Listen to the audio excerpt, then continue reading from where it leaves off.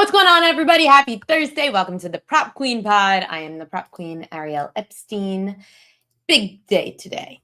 It is the last show of the week. I will be posting stuff on the YouTube page for tomorrow, but today we've got great guests. Matt Grissom is going to come on from VSiN. He's going to talk NCAA regionals. Baseball regionals start tomorrow at noon. I am so excited. You guys know I love baseball. People sleep on college baseball. College baseball is freaking awesome. So definitely worth betting some college baseball regionals, some games tomorrow. I've also got, you asked, I deliver.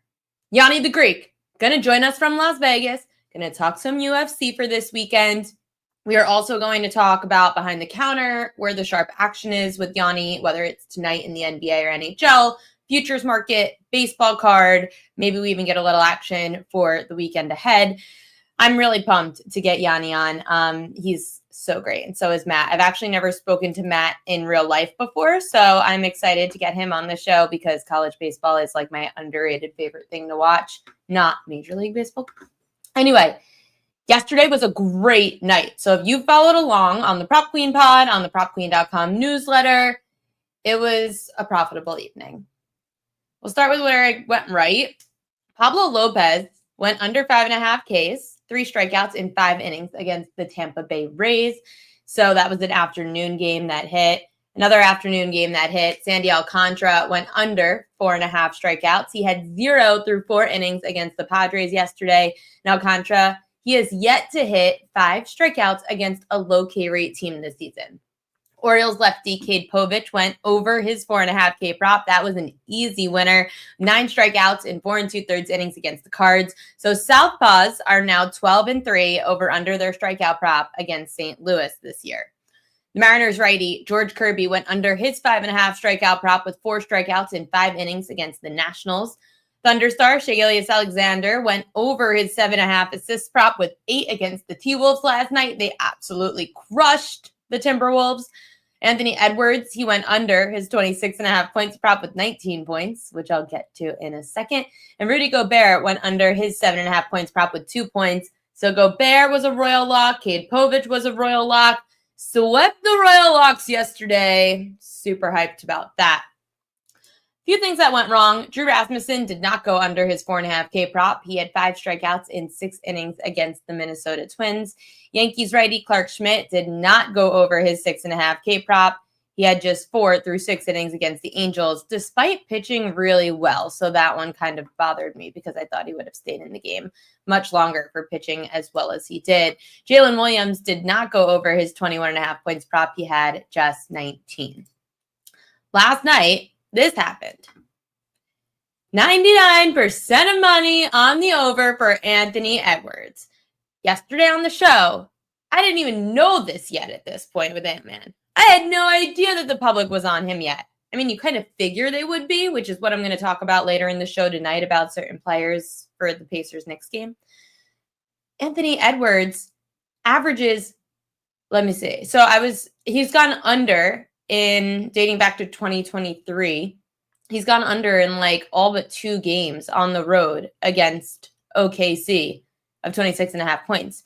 Like even through the playoffs, Anthony Edwards hasn't been doing as well on the road. And this game was in OKC last night. Everyone's hammering the over because Anthony Edwards has to come through in the big spot, right? Not when it's on the road. So for the people that didn't know, now you know. So Anthony Edwards ends up going under his points prop last night, which is 19 points. Happy Friday, Junior. Yeah, it's kind of Friday for me because there's not going to be a show tomorrow. I think I'm finally ready to tell you guys why there's no show tomorrow. I've been very superstitious about this because I really want it to happen. And the people watching at the beginning of the show are way more of OGs and awesome people to tune in right now than they were like the people that tune in at the end of the show for the best bets. You guys are my ride or dies. So the reason that there is no show tomorrow is because I am doing something that I've been wanting to do for a really, really long time. I'm getting a dog. I am so excited to get a dog. Like, I've been wanting to get a dog for my entire life. I've been putting it off because I travel so much. I've decided now that I work from home 24/7 that I'm getting a dog. So this is all about my personal life. I'm not getting married. I'm not getting engaged. I am getting a dog. Yes, I said it on Wager Talk on Saturday. So if you watched on Saturday, it slipped out. But that is why I am not going to be here tomorrow, because I have to go travel to get this dog. I'm rescuing her. She is so cute. I'll show you a picture when I get her, because I don't have an updated picture of her. But she's coming from Mississippi. So I have to go to Westchester to go get a dog. You'll find out having a dog is a rough life. I've grown up with dogs my entire life. I just haven't had one as an adult on my own by myself. So whoever has any advice about getting a dog, please let me know in the comments, and I will definitely take all your advice into consideration. You're saying cat wrong. No, I am not a cat lady. No offense. I like all animals, but I'm allergic to cats, so I can't get a cat. I'm sorry if the build-up's not like as great as to what it should be. When it comes to work, there are a lot of fun things coming. Spoke to my agent today. There's good things coming to the show. Super excited about that. And hopefully all you guys could be involved too with getting involved in these little things that are going to happen with the show. But anyway, I'll be honest. It is a struggle getting a business launched. It is a struggle getting a show launched. It's a struggle getting an audience. There's so much out there in sports betting. I took this giant leap to go from working for somebody for so long, the last decade, to now trying to do something on my own. No, I'm not trying. I'm doing it. You do something on your own, but you have to build partnerships, and you have to get people to trust you, and you have to build an audience. And it's taken a huge toll, because I have technically gone without like a paycheck since November. I'm just grinding and using all the funds that I've had and built up over the last 10 years to be able to fund this, because I know in the long run it's going to be super successful, and this will be the place people can trust and go for all their prop betting. Prop betting continues to grow. With that said, it has been extremely stressful starting a business. I needed something. I needed something exciting and happy, and I can't go out and buy a man. I guess I can. Probably someone in this chat could be a man I could buy, and I don't really feel like doing that. I want that to happen organically. But I do want something with me here at all times, 24/7, something that I could be excited about on the reg. That is a dog. Her name's Marley, and the best part about her is I'm naming her after Papa Marty. So Papa Marty was supposed to get a dog this year because his passed away a couple years ago. And I decided that since Papa Marty passed away last summer and he can't get a dog, I'm going to get a dog in his honor, naming her Marley. I actually have a cute little like picture that my friend Mike sent me of her already, but I can't put it up until she's definitely here in my arms. Crazy Dave said, active life, they need walks, fresh air, and interaction with other dogs to stimulate their senses, or else they'll harass you indoors. Yeah, I learned that from my parents' boxers. My parents' boxer is wild. I mean, now she's 10, so she's calmed down. But that dog used to run out of the house. She used to get out of her crate and run out the front door. We would put a bungee cord on her crate, and she still somehow got out of there and the front door and would run into the neighbor's yard to play with her friend Bubba. So the boxer is crazy. Okay, I will show you like the picture that my friend sent me. This is a picture of what Marley kind of looks like. So she's kind of a mix. Thanks for it's like my show and tell. She is kind of a mix of a bunch of different things, but mostly it looks like she's a mix of a beagle and a hound, and her mom's a pit bull. So she's a mutt, and I'm definitely rescuing her. So I'm super excited. And that's my long story about why I am getting a dog tomorrow and not going to be here for a show. Big life-changing news. And of course, if you've been following along with the show, we've been doing pretty well here. So I actually decided, I was like, you know what? I'm going to throw a little extra money into my FanDuel account. I'm going to go and bet my strikeout props a little bit more. I told you guys starting the business, it's a little hard. You got to be careful with your money. So I've been really careful about my money. And we've been doing so well on the show. So I bought Marley some more stuff. So Marley is going to be, her name was Maribel, by the way. And I renamed her to Marley because Maribel, she's coming from Mississippi, way too Southern. She needed to sound like a New Yorker. And a New Yorker, her name is Marley. Coming up now on this show, because speaking of being in the South is where this sport thrives. College baseball regionals. It is tomorrow. And there are a ton of SEC schools. There are a ton of schools from, of course, all the conferences, but we know that the SEC is crazy. I mean, I saw the videos down at LSU where they were partying at 7:30 in the morning for the first time here on the show. No one else that I would trust more to talk college baseball with than VSiN's own Matt Grissom. What's going on, Matt? How are you, Ariel? Thanks for having me on. Oh my gosh, I'm so excited to have you. There's not many people that talk about college baseball and nonetheless handicap college baseball. How did you get your love for college baseball? So 2018 was about the first year I started seeing odds on offshore accounts, and I I just started looking at just basic stats like OPS and ERA for teams, and a lot of the matchups didn't really make sense. Like you were playing a super regional, North Carolina, Texas, and North Carolina was plus, I don't know, 280. And these teams were on paper very similar to each other. And then the more that I bet it and got into it and I was winning money, I started finding it very hard to find starting pitching, more consistent odds. I got blocked from betting it on an offshore account because they quote unquote couldn't get the lines right. Uh, just had a lot of fun with it, and then College World Series rolled around, and of course that was the infamous foul ball drop by Arkansas that kept Dave Van Horn from winning his first College World Series. Maybe up there with Mike Martin as the most or the most losses to in the College World Series to never win one. But I feel like this year could change that, and that's not a homer pick. It's they're the shortest shot for a reason. But yeah, I've had a lot of success with it. Wanted to start putting out guides that really conceptualized everything because again, information was so limited.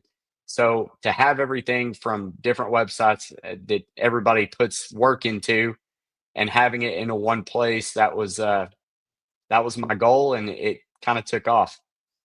People can find that now on VSiN, correct? Yes, vsin.com/CWS. You don't have to pay for it. Just register for a free account. You can download that. It's 24 pages. If you're just landed on college baseball for the first time, you don't know anything. It's all laid out for you. The best four seed to win it, the best three, two, one, all the odds through Circa, and yeah, we'll ride that until we get to Omaha. Hey, listen, I know because Gianni the Greek came on last week and said the same thing about college baseball being so much fun to bet. And I did not realize someone that loves this sport as much as we do. So let's start with some regional futures. I actually love the Clemson play because Bakich is a great head coach. Why do you think that they're going to win their regional? And I'm pretty sure they're at home, right? Yes, they are. So they're going to face USC Upstate in their first game. They're throwing off their ace and Aiden Knack. They're going to throw Drew Titsworth. Funny name, good stuff. He should be able to handle Hey, the college USC baseball Upstate. names are what keep us going. Yeah. Oh, it's absolutely great. But Clemson's going to face off more than likely the winner between West Virginia and Kentucky. I think this is the one to really take note of. West Virginia and Kentucky is going to be a great game. You have two completely different styles of baseball. Kentucky known more for the small ball approach, decent arms, but nobody that's going to, you know, blow away the stat page. West Virginia is going to start their ace, Griffin Kern. He is really dominant. West Virginia coming into this regional as the Big 12 regular season champ, although they did get swept at home by Kansas to close it out, which irked me a little because Kansas, I had that plus 1750 ticket on them to win the Big 12. They tied West Virginia for the most amount of wins, but they had one more loss due to a scheduling error. So that one kind of stings. But West Virginia, nevertheless, I like them tomorrow to win. And I think they end up facing off against Clemson. Clemson's going to be able to throw Aiden Knack, their ace, as I mentioned earlier. And I think, when you go 2-0, ESPN posted a stat last year. I think it was like 92% of the time a team starts 2-0 in the regional, they end up winning it. So handicapping it game by game, knowing nothing at this point because we don't know who they're going to play. I feel pretty good about Clemson getting it done. Hey, listen, I love Bakich. He's got a ton of experience coming over from Michigan, led Clemson, to supers last year, right? Yeah, I think they lost in the supers last year. Yeah, and it was like one of the first in a while. So I have absolutely no issue backing Clemson. Florida is in an extremely tough regional. Conway, you've got two top 15 seeds between Coastal Carolina, or two top 15 teams, I should say, Florida and Coastal Carolina. You've got an experienced team like ECU coming in as a 3 seed, and then you have Fairfield. But why Florida in such a tough regional? So Florida has been consistently in the top 20 in both team hitting and pitching. Looking at XFIP, Sierra, the advanced metrics that are more predictable. Uh, Florida has a good draw, though, in my opinion, to really make it back to Omaha. And Q, my co-host on College Baseball Insiders, he's a huge diehard Florida Gators fan. He says Kevin O'Sullivan has a vacation home in Omaha. It seems like they always find their way there. Being a hair above 500 last year, making it in, going to Stillwater, handling business, they've once again found themselves in Omaha. This team doesn't have Jack Caglione, but this team has a very good pitching staff if they can all stay healthy. They've been riddled with injuries all year long, but their metrics still stay up there. I just think Florida, the gauntlet that they've seen through the SEC, it's going to be no match for Conway, South Carolina. Coastal, been a great story. They used to do it with hitting. Now they're doing it with pitching. Number 2 ERA in the country. But I think at the end of the day, the cream rises to the top this time of the year, and I just think Florida's a better team. But they've got a You're good sticking test with against Florida. Ethan Norby What? and ECU.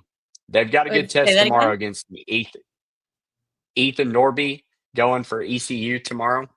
Yeah. That'll be probably the toughest arm that they face all weekend. So if they can get game one, which I think they're like a minus 240 favorite, they should.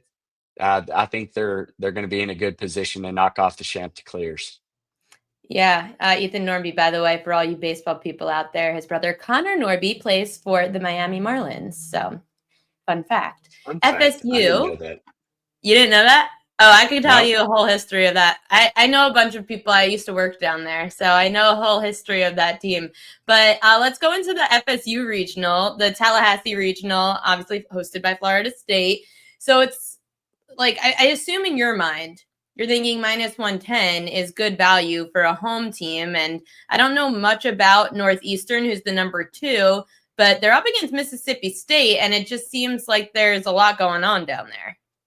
yeah. So Mississippi State, they're going to throw Ben Davis so off Pico Cone, their normal ace. I think this is kind of a bold move because you've got a Northeastern team who's coming in on a 27 game win streak. That's best in the country. They're number 1 in ERA. They're number 1 in expected ERA. So it's not just a fluke. They're a really well pitching team. They're 10-0 in their last 10, obviously on a 27 game win streak. So it's kind of like, how do you not back this team? But they're 189th in strength of schedule, and that worries me. Quad 1 wins. They're 2-3. Mississippi State, they fire their head coach midway through the season. Interim head coach takes over, finds their way into the field of 64. I just think this talent level of the Mississippi State team is going to be too much for Northeastern, and it's really tough to go from the losers bracket to win it. So I actually think Mississippi State ends up taking game 1, and we'll see Pico Cone take on Jamie Arnold, the best pitcher in the country, in game 2, and I've got to side with Florida State here.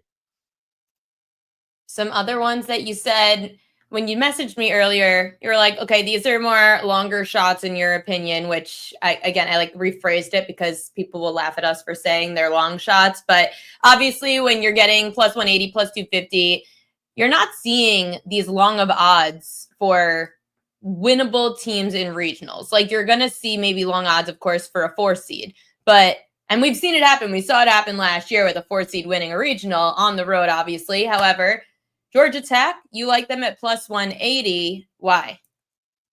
So Ole Miss is hosting that Oxford Regional, and really they got into that hosting picture, in my opinion, because they did so well in the SEC tournament.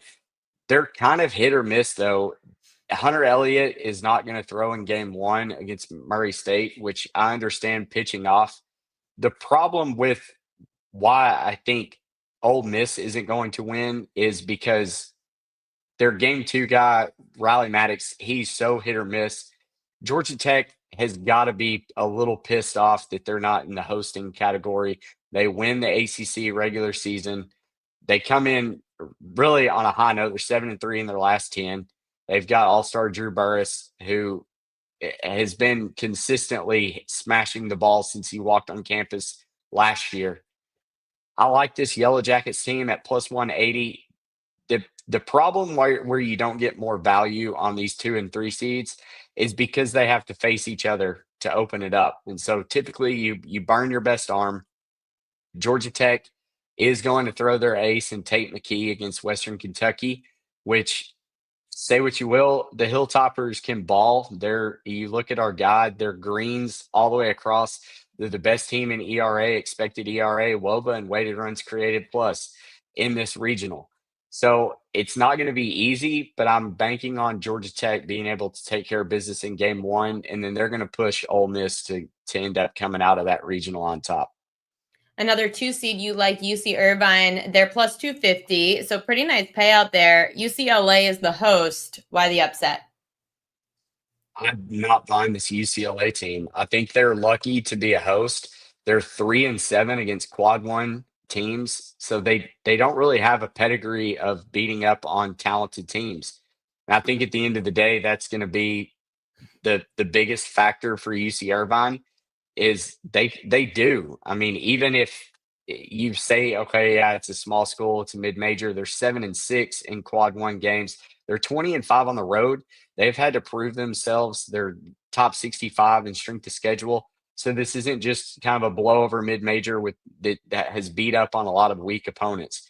I think UCI is legit.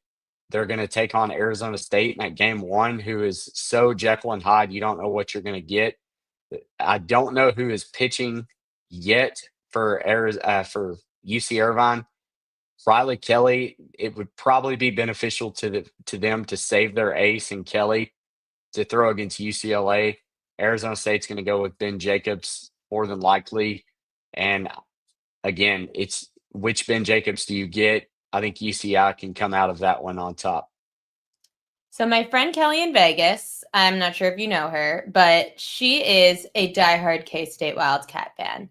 And Kelly does not like baseball very much. She actually despises it, but I make her come to Yankee Stadium once a year now. We go, I get her a free ticket because it's the way to get her there.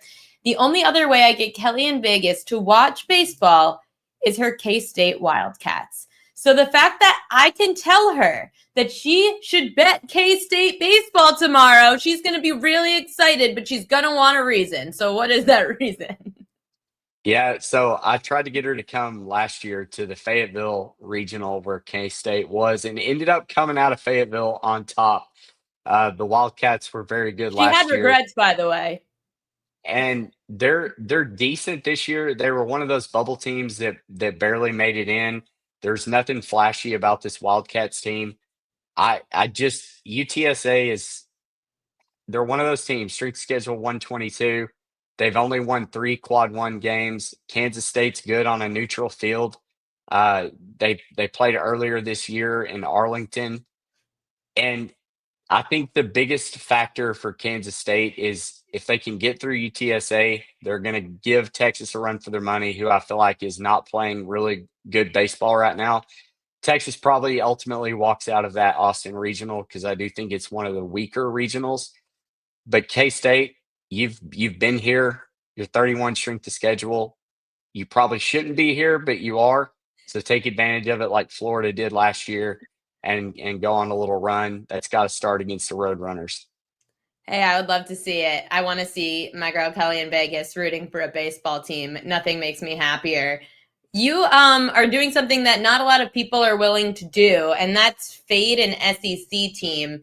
You're looking at Miami plus 115 against Alabama for tomorrow. How come you're going to fade the SEC? Oh, because I think Alabama is making a mistake if they throw Tyler Fay, who's not been their best arm. Miami is going to throw Griffin Hughes, who's been their ace for the latter part of the season. And I just think with what he has done and Alabama's ability to kind of go cold with the bats, for lack of better words, I'll take this Miami team and the inconsistencies we've seen all year. They did go on a really good run near the end of the season to make a playoff push. They did it. They did it well, but again, this is a tread lightly bet. I'm just back in the pitcher here. If he gets pulled by the fifth inning, all bets are off. But I'll roll the dice and trust that Hughes can have a good outing against a talented Alabama team and try to sneak up and take that game one. Do they give you guys? Well, I shouldn't say you guys.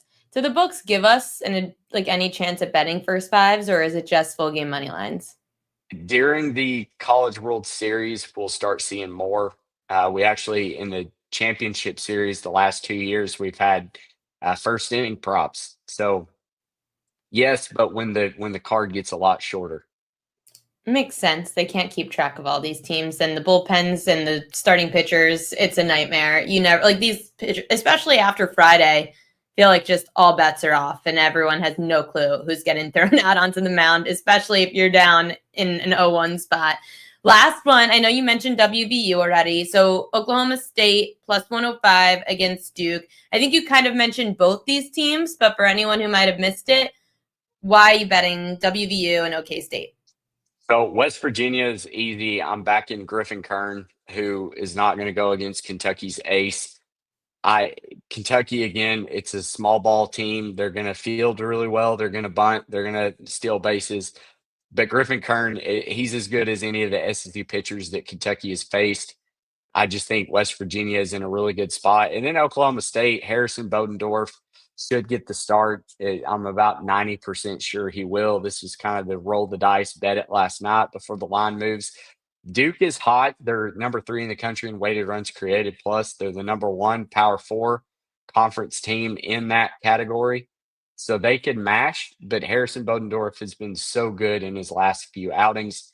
So I'm going to roll with the better arm here in a park that is pretty pitcher friendly in Athens. Yeah, Athens is going to be a hell of a regional. I know that I had a few friends who were happy that I think what Ole Miss is who's lined up with them if Georgia gets out. I think, yes, that's correct. Yeah, I know because some of my friends are Ole Miss people and they are obsessed with like they were very happy about getting Georgia. But before I let you go, there are I obviously hope it's odds out. Georgia Tech, because that would What? be just, I hope it's Georgia Tech in that Georgia regional. Tech has a chance, maybe. Yeah, It'd be the one sport. it would be so much fun. It would be fun. I would love that for the Yellow Jackets. Before I let you go, obviously you could bet on the winner of the College World Series. This is probably your best opportunity to grab somebody before regionals begin. Who would you say are some good bets for winning the College World Series or even making it So into the College World Series?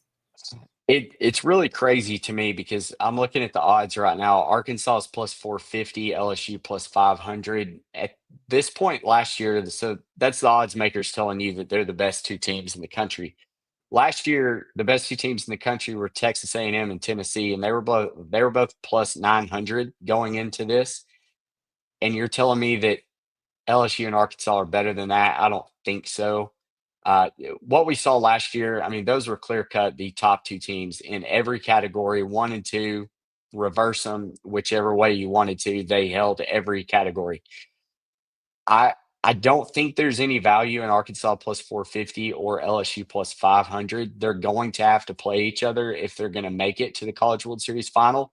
So let's look at the other side of the bracket, the teams that won't have to face those two, because I do think that's who it ends up being on that side of the bracket. Arkansas, LSU, flip a coin. You have North Carolina, 10-1 right now. I think Scott Forbes, they were 2 in barbecue last year. I think they get back, and I think they'll be able to contend for that And side. I think there's a chip on their shoulder for not being a top 4. Yeah, absolutely. Because I think you can make the case that they should have gotten in over Auburn in that spot. And then Vanderbilt at plus 925. What they're doing, I mean, their offense can be stagnant at times. The pitching staff is always good under Tim Corbin. I like the Commodores. They could make some noise and find their way into the championship final as well. Matt Grissom, thank you so much for joining the show. And just for anyone who's just tuning in, let them know where they can find your college baseball betting guide for the regionals, super regionals, College World Series.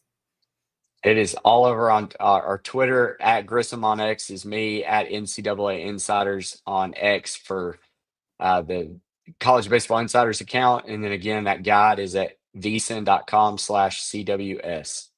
It's free, guys. Go sign up over at VSiN. You can check Absolutely it free. out.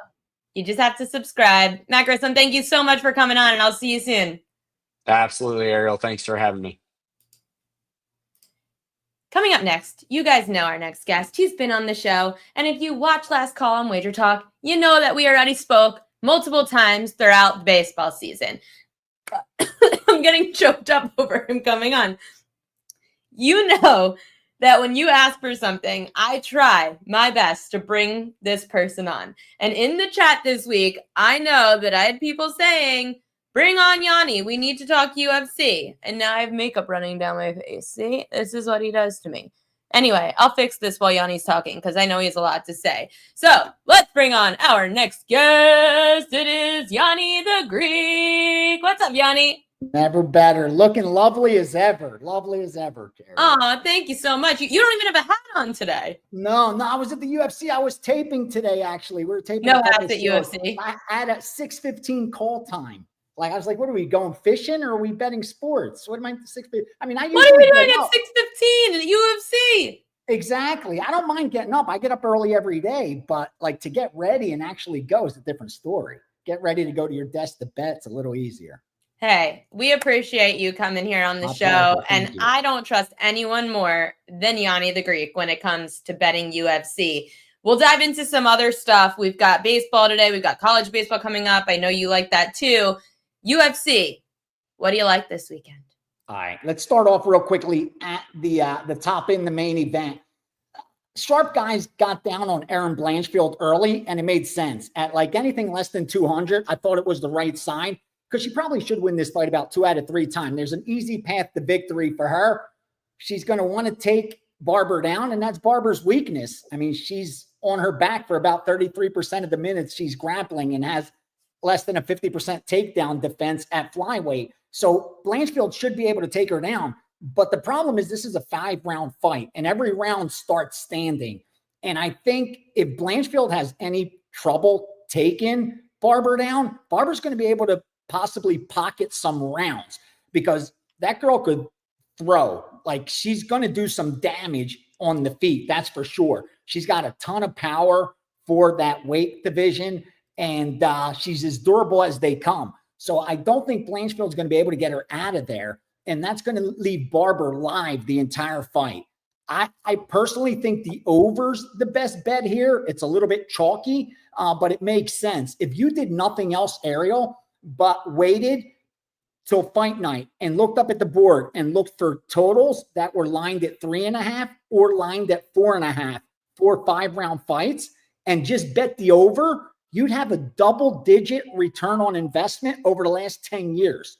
And the reason is simple. You know how in normal ball sports, the bias of recreational bettors is favored and over, favored and over. So we know the books tend to shade the line towards the bias of favored and over. And sometimes you'll get a little more value on the dog, a little more value on the under. Well, in MMA, bettors want to see finishes. They want knockouts. They want submissions. So they're betting the unders and inside the distance more than anything else. Because of that, that's forced the sports books to shade the line towards that under bias. So when you see those 5-round fights and you see those 3.5 lines with the over favor, 4.5 with the over favor, those make excellent bets, because also coupled with that, every round that passes, the probability of a finish gets cut in half. So let's say in the first round, there's a 50% chance of a finish. By the second round, that's cut down to 25%. By the third round, that's down to like 12%. By the fourth or fifth round, that's almost nil. So as long as you could get by those early rounds, you're going to cash that over ticket more times than not. I think that's the way to play it. I know it's a little chalky at -2, 220, 230, but I think this line's right should be at least a -300. So I like the over in the main event. Co-main event, real quickly, I love the dog here.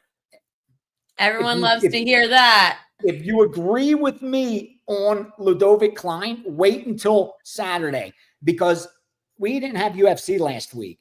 And with NBA playoffs, Major League Baseball, NHL playoffs, bettors are betting day by day. MMA's on the back burner for them. When Saturday gets here, they're going to start betting it. And rest assured, they're all going to be on Gamrot because Gamrot's the name. You know, he's the guy that's been in the top 10 now forever. If it wasn't for a loss along the way, he'd probably be fighting for a title already.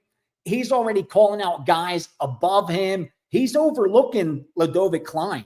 And for Klein, this is like his Super Bowl. He gets a shot to make it into the top 10. He's coming in having won, 6-7 fights in a row. He's got a ton of power, a 6-0 knockdown ratio, and he's fighting a Gamrot who needs to wrestle. Like, he needs to take this guy down and control him. And if you look at the data, you're going to see that Klein just doesn't get controlled. He's got a 90+% takedown defense. He's only been controlled for about 9% of the minutes he grapples. And the power he has on the stand-up, a 6-0, like I said, knockdown ratio, where Gamrot's got a 1-5 knockdown ratio. So he's been knocked down 5 times for every one he knocks an opponent down.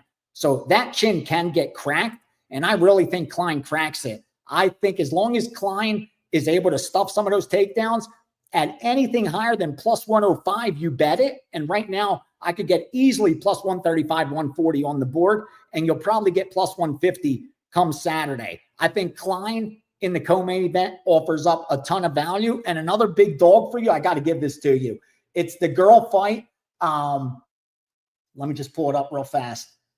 It's the first fight on the night. It's Alice Ardaline. Okay. She's like a TikTok sensation. She's got like over 3 million followers. Like, everybody thinks that's her gig. Like, it's not really about MMA. It's more about creating content and being a TikTok darling. But the truth is, this girl's as tough as they come. Like, she's a hard out. And the favorite in the fight, Rayanne Dos Santos, she doesn't have a single win in the UFC. 3 fights, 2 of the losses were by split decision, so they were close. She could easily be 2-1 instead of 0-3. But yet she hasn't won yet. So there's something about her style that the judges do not like. And anything better than +200, I think you got to throw something on Alice Ardaline in that first fight of the night. And she's upwards of +250 or higher.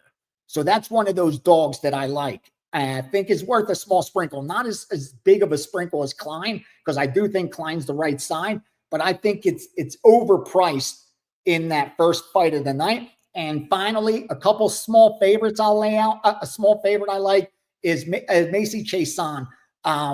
She opened as the dog. She's now a slight favorite. That's why I think some of the value has been extracted. If you got her as a dog in your pocket, great bet. Sit back, kick your feet up. You placed a great bet. But now at about -120, I still think she's worth a small stab. This is a big fight for her going up against Ketlin Vieira and coming in having won, 3 of her last 4, 2 straight back-to-back finishes. Usually those fighters are overvalued, but because it's Vieira on the other side who's got that big name, she's not as highly priced as she should be. Wise Guy saw the value immediately when she was the dog. She's now the slight favorite. I still think she's worth the nod there. So those are 4 bets that jumped out at me immediately on Saturday's UFC card. I love that. And I know the chat's loving it. Shawn Michaels said, trust Gianni. UFC, his upset from Della upset last month was on point, which it was. I was on that. And I don't always watch UFC, but I watched that fight and I was super hyped up about it, Gianni. It's interesting you brought up the thing about social media. You've been in this industry a long time. You're known as Vegas runner for a reason. How much have you seen the public be influenced by social media? 100%. Because not only do they get like all their news from there, but they're constantly being like seeing opinions, other people's opinions. And the truth is, it's going to bias you. There's no way around it. Like, it's like I always say, don't look up at the lines until you already at least took the chance to write down what you think the lines are in sports that you follow. Now, again, in college basketball, college football, there's so many teams, you can't know everything. But in some sports that you really follow, I really think you shouldn't look at what the betting line is until you write down what you think it is. So then you have something to compare, what you think the price should be. And then you make a decision. Are they right or am I right? That's what I do with props. And I won't even listen to shows anymore until I have already formed my opinions. That's what I do. Ariel, I'm telling you, the only time I swear to you, and it's not a knock on preview shows at all. Those guys, they do their homework. They're making unless they all bet the same side, then you can watch and go against them all. But I usually watch them things to find out what the narrative is. Yeah. Because more times than not, like, they're not right. And it's not a knock against analysts, but there's a difference between being a bettor and an analyst. An analyst is going to give you picks. A bettor is going to look at what the price is, and giving a pick and placing a bet are two completely different things. Like, if you're going to give a pick, more times than not, you're going to be on the favorite. Gun the head, you're going to be on the favorite. But the point spread and the money lines, they become the great equalizer when betting sports. Because more times than not, on paper, we know who the better team is. But how many points better are they than the other team? That's what the difficulty is. And I think what's paying attention to social media, and there's so much gambling content on there, you're getting so many opinions and so much misinformation. Like, honestly, like, I started that Steam room at Wager Talk because of that, because I just got sick of seeing all these so-called experts like tweeting out things that nothing could be further from the truth. Like, there's a lot of nonsense. And again, I'm not telling you I'm the end all be all, my opinion's right, but I don't know anything else. This is all I've done in the sports betting industry my entire life. So, like, if there's one thing I understand, it's this. And I try to differentiate between what's opinion and what's fact. But everything out on what they post on social media, they push it as if it's fact without having anything to back it up. I tell my brother this all the time, who's careful. only 18. I say, Brendan, just because he pretends he's a doctor or he's in med school doesn't mean that he's a doctor. I do want to ask you about baseball, though. We've got MLB tonight, very short card. I have two questions about a short card. One, when there's a short card like this, how do you extract value? Honestly, I look at it the same as a big board, small board. It's each game independent of any other, and see if there's any inefficiency that you could take advantage of. Now, obviously, I like a bigger board because there's a higher probability that you're going to find some errors, some mistakes. Most of the attention's going to be given to the high profile teams, the high profile matchup, the TV game. So you could kind of find some nuggets that are being overlooked. So it's a little harder when the board's smaller, and they're also quicker to make adjustments, where with a huge board, like, a lot of times I'll see them adjust the money line and then not move the first 5 line fast enough. Like, you could still take advantage. But with a small board, they're going to be on top of it, and it's very difficult to do that.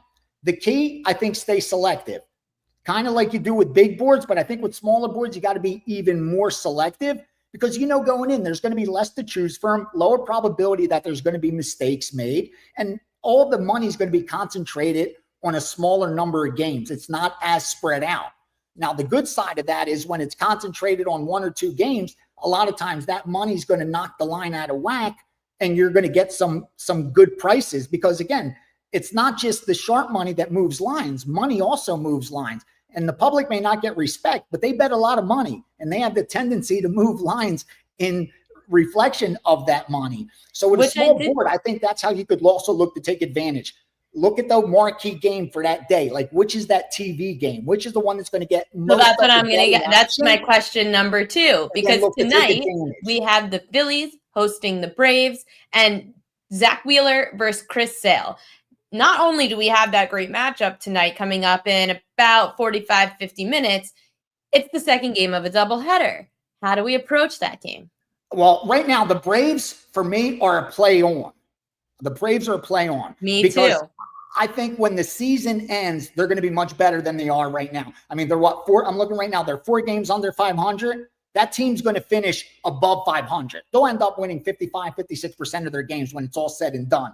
Flip side of that coin, Phillies, they've already won 65, 66% of their games. That's unsustainable. That's not going to happen. There's no way they've played 55 games now. They're not going to win 36 out of the next 55 again. Like, they will not be 72-38. That's not happening. That much I can promise you. That will not happen. We could meet up in a few weeks or months from now, whatever that is, and I'm telling you, that will not be the case. The Phillies will not be at 67% after they played 100 games. So you have the perfect storm for finding an overvalued team versus an undervalued team. And then I look at the matchup, and I don't think the Braves are at that big of a disadvantage here. Like, I see that the money's coming in on the Phillies, but I think the Braves aren't favored by accident. I like Sale in this spot. I like the lefty in this spot. The Phillies are 19-8 at home. They've won close to 70% of their games. Another number that's not sustainable. Braves 9-20 on the road. What, they're only going to win 30% of their games on the road? That's not going to happen. So you have like a progression towards the mean, regression towards the mean. Everything lines up to get value on the Braves. In other words, they should probably be about a -150 in this spot, but you're getting them at a discount. Win or lose, I think Atlanta makes a good bet tonight over the Phils. How about the rest of the short card? Anything else you see that stands out? I bet Toronto. They're a little chalky now. I would bet them at like -150, 155. It's up about -165. Wow, you trust right Barrios. I still think they're the right side. I think they beat the Athletics tonight. I like Barrios tonight over Lopez. I think they get some runs up on the board as well. It's at 8.5. I leaned over, but instead I went with Toronto. And I also saw some short money on Washington. But I saw Washington first 5 and then a smaller bet Washington for the game. On the first 5, they're the favorite. Even though they're the dog for the game, they're favored in the first 5. A lot of that has to do with on the mound, and he's leading the league in strikeouts. Exactly. So I like Washington. I think if you get that first 5 bet in, the full game bet's a free roll from there, because you probably want to put a little less on the full game bet than the first 5 bet. And again, if you get in the first 5, then you got a free roll the rest of the way. So I like that a little bit. Washington first 5, Washington game. I like Toronto, and I also like Atlanta over the Phils in MLB. I don't have any college baseball yet. Okay. I've been doing really good in college baseball, but it's kind of been day by day. When you get to this point in college baseball for like the postseason where we're in regionals, do you like to bet futures more, like when it comes to winning the regional or making the World Series, or is it more game by game for you? Game by game. It's 99% game by game, unless like I haven't, like last season, I don't remember any future being in there. It's very rare because, you know, we talk about it all the time. I don't want to be a broken record, but the hold on futures is so high. Like they got to really be mispriced to get the sharp bettors to get involved in futures. I like to toss futures in because I got a little gamble in me. I'm not in this by accident. So I like to throw future bets in. Like I have, you know, Seattle and Minnesota in Major League Baseball. I just thought, you know, after 20 games, I thought those teams were a little bit playing below what they were going to play for the season. You know, again, it's a long season. Anything can happen. But I do have UFL. So I'll share some UFL real quickly. Oh. A little surprise for you there. You never saw that coming. I know. No, I thought you were going to give me the NBA, NHL. Yep. UFL, St. Louis. We took them at +1. They're like -1 right now against DC. It doesn't matter. Take St. Louis. Even if you got to do a little money line up to -120, you're good. And the under 44.5, under 44. So that's St. Louis and the under against DC. Now you mentioned NBA. I'll tell you, I got Indiana for this series. I just thought after they won game 1, that told me everything I needed to know. It was like the Knicks won their Super Bowl against Boston, kind of. Like you're supposed to defend home court after beating Boston. Knicks perimeter defense is bad. It's terrible. It's terrible. But you don't see any action coming in for the games tonight between Stanley Cup and NBA playoffs? I like Dallas. I like Dallas in the NHL. Historically, teams like Edmonton do close it out more times than not. But I do think Dallas is good enough that they're going to stretch this to 6 games. I don't think they're going to lose this game at home tonight. I know it's one-sided. I know the public's on it as well. I know the books are going to need Edmonton, blah, blah, blah. I don't care. At anything less than like -200, because I do think 2 out of 3 times they extend this to game 6. I like Dallas. I bet them, I think, -135, 130. So not a bad price on Dallas at home. I haven't touched the Knicks game, but I did bet Mikal Bridges under 1.5 3-pointers. You're betting props?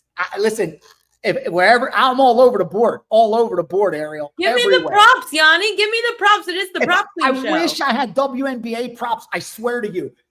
Look at my WNBA prop results, and it's like stealing. Whenever they come in, I get so excited. I'm not the one that's doing the work, so I don't want to take the credit, but I get to bet them. And like the other day, I think I had 5 of them. They went 4-1 or 5-0. I can't even remember. The day before that, it was like 4 of them, 4-0. The props in WNBA, for whatever reason, is like stealing. So all I'm doing is waiting for these WNBA props, but I don't know if there's a game today, but there's been nothing in WNBA. But yeah, when I see I'll props, know for next I get time excited, Ariel. You saw something from before like that. You did the smartest thing instead of saying, I'm going to go into the prop market and bury the props because, again, like it's so hard to beat the NFL sides or totals. But you see people making so much money destroying the props. And now you have there's way years too large of a venue for the books to be that spot on in every prop market. That's the way to do it. It's great. Listen, I like the props. I like the prop, and I wasn't a prop guy. I was sides and totals. But I've seen over the last 2 years, there's more money to be made in props probably than anything else. Listen, I like to bring you on to make you look good and do what's your bread and butter. But when you've got props to report, Gianni, you gotta let me know I promise. get the sharp props. The post that's going up to send you every props that come in. I promise you. So you would have already got Mikal Bridges under 1.5 3-pointers made. We get betted at plus money. I think he's like even right now or minus 105. I think still a good bet. But yeah, that's going down in red pen, Ariel, in red pen. Mikal Bridges under 3. And the props, and every time I get props, I'll just send them to you. You are a godsend. Literally, God's gift to earth is Gianni the Greek. Gianni, Greek gambler, Vegas runner, VR. We call him every name in the book. He deserves them all. Thank you so much for coming on today. I know you are super busy, and I will definitely be speaking to you again soon, probably Saturday on Last Call. Yeah. I'll be there Saturday with you. Yeah, and thank you. Thank you for having me on. I love jumping on here. I love what you're doing. The show's awesome. You got got people following as well. So thank you. Thank you for having me. We're going to call him the prop runner soon. Vegas runner. Gianni the Greek. I will see you on Saturday. Thanks, Ariel. My turn. Time to give you my edges of the night. I actually have to upload a lot of these graphics. So one thing that we could talk about before I get to the prop edges, which now is amazing to know that Gianni is going to start tracking some sharp prop movements for us. That's something that's very new, I'm sure, to him. He mentioned the Braves game tonight. It's Braves, Phillies, Chris Sale versus Zach Wheeler. And I'm just adding in all of my prop stuff now so we could talk props for tonight in baseball and in basketball. Let's talk about the game that Gianni talked about because he liked the same side as I do because Braves Phillies is a fishy line.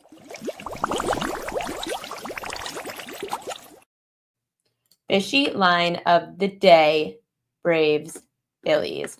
We are seeing this line move, and this was even before. I haven't even checked this line again since the game one of the doubleheader ended. Plus 104 Phillies now. Wow. Plus 104 Phillies now after they lost or after they won game one. So that played a factor. Again, Phillies were minus 126 with Zach Wheeler on the mound last night. They win game one of the doubleheader. It's Chris Sale versus Zach Wheeler. 71% of money, 72% of money, 71% of bets backing the Phillies. And the line has now flipped to them being around plus 105. Let's just forget that Philly won the first matchup. The Braves starter, AJ Smith-Shawver, he felt a pop in his elbow, in his throwing elbow. So he might need Tommy John. He only went 2 2/3 innings. So that's number one. But Philly, Christopher Sanchez, I think he was a starter today, right? He ends up throwing 5 1/3. Anyway, I don't care. This is a rematch from April 8th. April 8th, the Phillies got the 7-5 win. Neither of these pitchers pitched well. Chris Sale allowed 5 runs. Zach Wheeler allowed 5 runs. Season high for both of them. With Wheeler at home and this line moving, again, this is not even updated. Minus 126 to plus 104 against Zach Wheeler with the public on the Phillies. And obviously the public's going to be hammering the Phillies even more now. The Braves just had to basically throw a bullpen game today. They're aces on the mound. It's crazy. So you're missing the boat on the good number on Atlanta. At this rate, Phillies, no to me, staying away. I didn't like any strikeout props today, but I will tell you the batters to watch. These are the good matchups of the night in that game. Kyle Schwarber, 4 for 9 with a triple and 2 home runs against Chris Sale. Then everybody else has great numbers against Zach Wheeler, which is a big reason why this number could also be moving. Or excuse me, not great numbers, and numbers, but there's a lot of extra base hits. So I'm looking at the extra base hits part. I know that their averages aren't great, but when you look at when they do get hits against Zach Wheeler, they tend to be home runs, doubles, triples. That's what definitely stands out to me about this lineup. I mean, Ronald Acuna Jr., 4 doubles, 4 home runs against Zach Wheeler. You've got Ozzie Albies and Matt Olson, who each have 2 home runs. So their bats, if they hit Wheeler, are going to hit him hard. These are the players tonight that are just hot. Zach Wheeler has thrown 6 or more scoreless innings in 3 straight starts. Kyle Schwarber is hitting .301 with 10 homers against lefties. Vladimir Guerrero Jr. on a 28-game on-base streak with 5 homers, 21 runs scored. Jacob Wilson, underrated name for the Athletics, their shortstop. He's had 9 hits in his last 16 at-bats with 2 doubles and 2 home runs. Only Aaron Judge and Freddie Freeman have a higher average among MLB qualifiers than shortstop of the Athletics, Jacob Wilson. Do you know Jacob Wilson? I'd be shocked. Brandon Lowe's also having a really good year. He's hitting .393 with 6 home runs, 12 ribbies, and 14 runs scored in his last 15 games. He's hit safely in 11 straight for Tampa Bay. Houston's outfielder, Jose Altuve, well, kind of short. Left fielder. Jose Altuve has 12 hits in his last 12, I'm word vomit. Jose Altuve has 12 hits in his last 25 at-bats with 4 home runs and 7 ribbies in his last 6 games. Jonathan Aranda is hitting .346 with 9 ribbies in his last 7 games. Closer for the Astros, Josh Hader has converted 14 saves in 14 opportunities. He owns a 1.50 ERA. James Wood from Washington, he's young, hitting .378, 4 home runs, 15 ribbies in his last 10 games. He's homered in each of his last 2 nights. Seattle's catcher, Cal Raleigh, is hitting .295 with 10 home runs and 12 RBIs in his last 12 games. So those are some batters to watch prop-wise. I know that Bridges just said, Sean Michael said Bridges under 1.5 threes just shifted to -115. That's Gianni's play tonight in the NBA. NBA prop trends to look at for tonight. These aren't I have a few. I'll tell you which ones are my Royal Locks coming up, so I'm going to leave those out for right now. But let's start with Jalen Brunson points. I know this is super public. I probably won't back it because I hate public bets. But through 17 games, dating back to the start of last year, Jalen Brunson's averaging just over 30 points a game against Indiana. At home, that number goes up to 35 points per game. I know that we know that it's public. I know that it's a high number. But even in the last series against the Pacers, Cavs guard Donovan Mitchell averaged 34 points a game. So guards are dominating the Pacers. And we don't really know so much about Cat. I know he'll play and be probably fine, but his knee is bothering him. He was questionable. Brunson's points prop was 28.5 in game 1. It's up to 30.5 for game 5. Josh Hart is another player that's trending because he's had at least 10 rebounds in 3 or 4 games this series. Even coming off the bench he has. His rebounds prop still 8.5. Again, we'll see if maybe Cat they're cautious with. And of course with Mitchell Robinson, they're cautious. He doesn't play more than 30 minutes. So Josh Hart, even off the bench, has been getting the minutes. And he grabbed 10 boards the last game. So just a trend to know that Josh Hart is still grabbing rebounds, 10 or more, 3 of these 4 games. Just don't bet him offensively. Now it's time to get to my Royal Locks.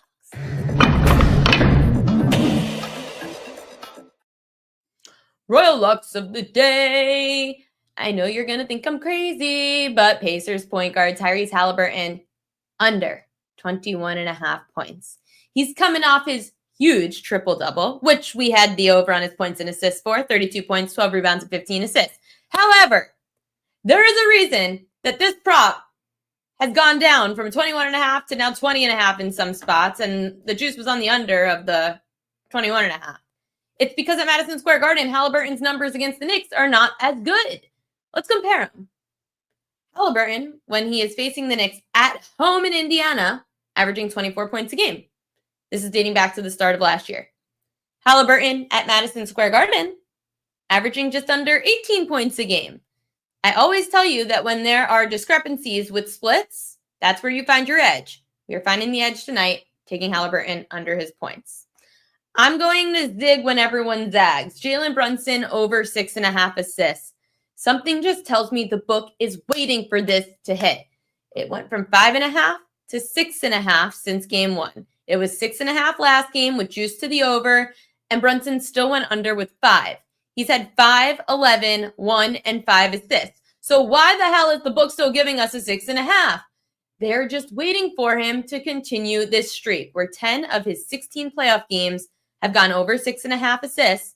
Jalen Brunson at home, 6 of 8 playoff games have gone over 6.5 assists. They know that Jalen Brunson is going to be the one to try to put that ball up or try to shoot. The Pacers know that Jalen Brunson is going to be the one to try to shoot the ball. They know they're going to give it to their hero, their king of New York, to try to win this game. If the Pacers are actually going to try to play some defense on a point guard, Jalen Brunson's going to have to dish the ball out. Takes over 6.5 assists tonight against the Indiana Pacers. Okay, that is it for me this week, the Prep Queen. Thank you to Matt Grissom of VSiN for joining us and talking some college baseball. Thank you to Gianni the Greek for giving us some UFC action and some baseball action and UFL, which was not discussed pre-show. I'm the Prep Queen, Ariel Epstein. I will not have the show tomorrow because in case any of you guys missed it, I am getting a dog. I can't wait. I'm so excited. And she's going to be such a nuisance probably to the show. And she's going to probably bark. And we're going to just have fun with it. I will see you all Monday with my girl Marley, 5 p.m. Eastern time. I'm going to be posting some stuff tomorrow, though, to the Prop Queen Sports YouTube page. I'm going to make a video of my Prop Queen edges for tomorrow on YouTube. So subscribe to the YouTube page at Prop Queen Sports. I will also still be writing for the newsletter tomorrow morning at thepropqueen.com. Subscribe thepropqueen.com to the newsletter. You can get the premium subscription and get the morning newsletter. There might only be one tomorrow, but definitely check out the newsletter or the YouTube page for the information that I will give out for tomorrow instead of being here on the show. I'll speak to you guys on Monday here on the Prop Queen Pod. Have a great weekend.